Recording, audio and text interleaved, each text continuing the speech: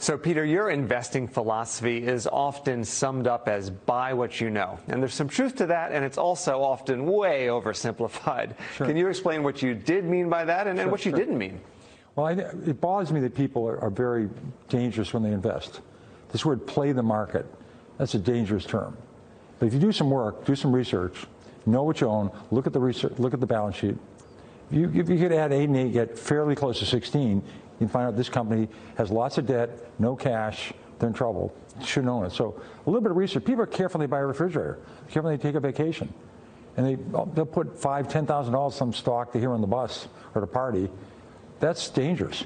So when you say buy what you know, you also thought that the regular investor might be able to get an inside advantage by sticking to an industry he's familiar with or seeing something that she realizes is a great product. Imagine if you were in a mall the last 50 years. You would have seen Gap when it was hot. You would have seen Limited when it was hot. You would have seen when it was not hot. You would have seen when they were starting, people weren't excited about Gap anymore. And then you do some research, say, well, gee, there's a lot of limited stores, but we're only at 20. You know, they can go to 400. So you see a company. I did really well with Dunkin' Donuts, a local company. I did well with Stop and Shop. But people could see that this is really some people showing up, or I guess the Sunglass Hut, no one's there anymore. So I mean, that's research. That's fundamentals. But you don't leave the mall, though, and buy that day. You have to do some more work. That's the important point. Yeah. So today, there's so much information everywhere, information overload. Does that make it harder for active investors? The indexers say everyone's got access to the same information at the same time. You can't beat the market. Well, the way you beat the index is you avoid the stocks to go down. You avoid the steel companies and the oil companies and Sears and Penny and where the companies are deteriorated. I mean, companies are dynamic. Behind every stock, there's a company. These are not lottery tickets. So you're trying to find the companies within the S&P 500 that are doing better. They're going from crappy to semi-crappy to good.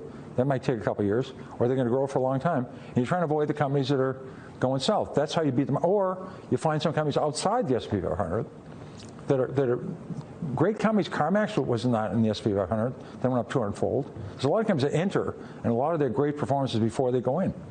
Now, a lot of people, when they're lucky enough or smart enough to get a company that's going up, they take their profits. Right. And you made the case in a book that you should actually hang in there with the really great stocks, and you even got a call from Warren Buffett as a result. Yeah, in 1989, I'm at home, and the phone rings, and I thought it was one of my friends, but one of my daughters, I think it was 6-year-old Annie, picked up and said, gee, guess there's a Mr. Buffett online? I said, this has got to be a joke. So I pick it up, and this Warren Buffett, I'm from Omaha, Nebraska. You know, I read your book. My annual report's due in 2 weeks. Can I use the line? He said that all in about 7 seconds. And I said, that's great. I'd love to do it. What's the line? He said, I love this. It's been waiting to do this. When you sell your great companies and add to the losers, it's like watering the weeds and cutting the flowers. And he said, I want to put it in. He said, if you ever come to Nebraska, you don't call me, your name will be mud all over Nebraska. So did he call him? Oh, yeah. Several times we played bridge together. We've had several meetings. Great guy. Another point you've made, and this is, I think, particularly relevant 10 years into a bull market, is that I think you said more money has been lost anticipating a downturn than actually in the downturn. Can you explain? Well, obviously, the market's gone up tenfold since I stopped running Magellan. So you make more money on the upside. The market's going to be a lot higher 10 years from now, 20 years from now, 30 years from now. Trying to predict the market is really a waste. I don't know what it's going to do. It can go down. When I ran Magellan, 13 years, it declined 10% or more, 9 times the market. Wow. I had a perfect record. I went down more than 10% every time. Whatever the market went down, I went down more. But over the long term, the upside is more than the downside. So you got to say to yourself, do I need the money in the next month? Do I need the money in the next year? Do I have kids going to college? Do I have a wedding coming up? Then you're a bad investor.